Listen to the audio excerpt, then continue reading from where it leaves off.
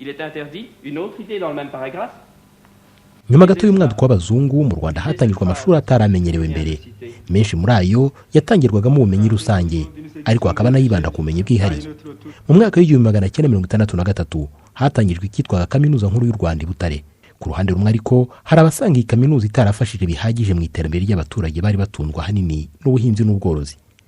Kaminuza kiyo navuga ko ntako uko nta n'ubushakashatsi yakoze mu baturage ngo bateze mu buhinzi, bateze imbere mu ndimi, bateze imbere n'iki, kiyo ntacyo mbona.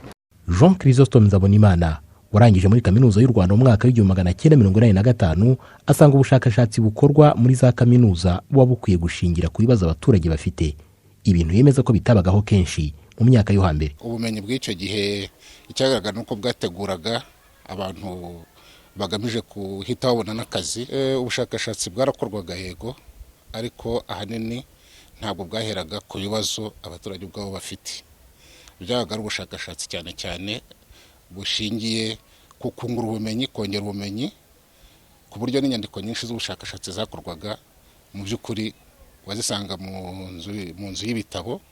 Ku rundi ruhande kandi hari abasanga barangizaga muri kaminuza batarashyiraga imbere kuzana impinduka zigamije imibereho myiza y'abaturage. Ikiriza ko abagonomi tumaze ntuza faculty school of agriculture yacu yatangiye muri 1964 n'ubu dufite abantu kwamujwa dufite abaengineer bazi ngo imvura igwa kuri metero kare ni yihe, ariko uburyo bayikoresha, uburyo bayifata n'uburyo bayitanga nicyo tugomba kwereka umuturage, noneho tukamanuka kuri niveau hasi, ariko tukagira n'abantu badufasha kubipromotinga bona akita agent of change.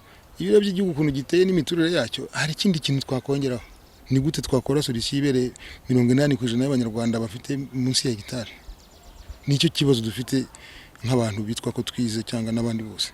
Minisiteri y'Uburezi ivuga ko icyerekezo cy'uburezi mu Rwanda muri iki gihe ari uko amashuri yafasha gukemura ibibazo bibangamira abaturage. Minisitiri w'Uburezi Dr. Eugene Mutimura akavuga ko by'umwihariko amashuri makuru aho arashishikarizwa gukomera kuri iki cyerekezo. Kaminuza zifite inshingano ikomeye cyane yo guteza imbere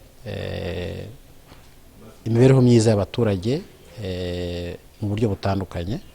Bivuga rero yuko aho universite ziri hirya no hino mu gihugu zifite inshingano zikora ubushakashatsi no guteza imbere ibikorwa bitandukanye by'aho izo kaminuza ziri.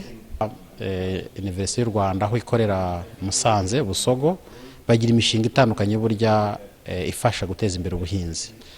Na campus rero y'u Rwanda iri Huye bagira ibikorwa nabyo bitandukanye byo gukora ubushakashatsi mu buhinzi bw'umuceri, ikawa n'ibindi.